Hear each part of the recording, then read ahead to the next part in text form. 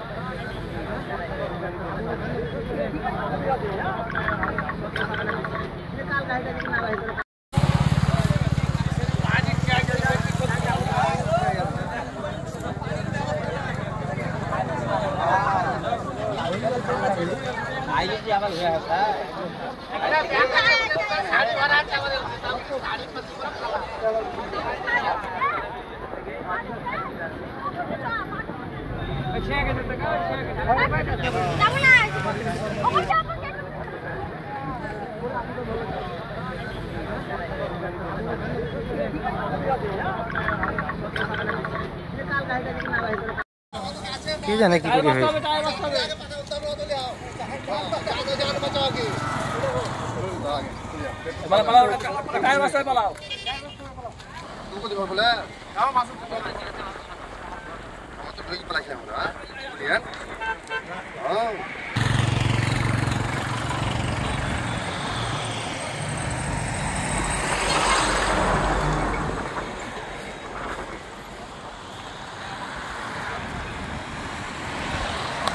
Bureau report, উত্তরের প্রহরী।